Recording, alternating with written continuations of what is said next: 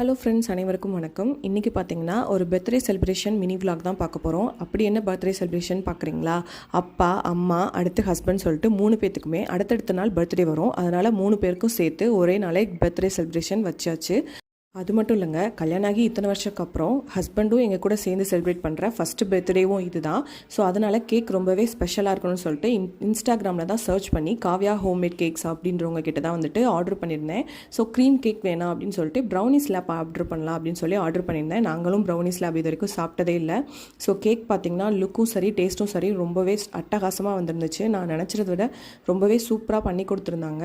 So பர்த்டேனா gift இல்லாமையா, ஹஸ்பண்டுக்கு பார்த்திங்கன்னா அவங்க போட்டிருக்க ட்ரெஸ் வந்துட்டு நான் தான் வந்துட்டு வாங்கி கொடுத்தேன்.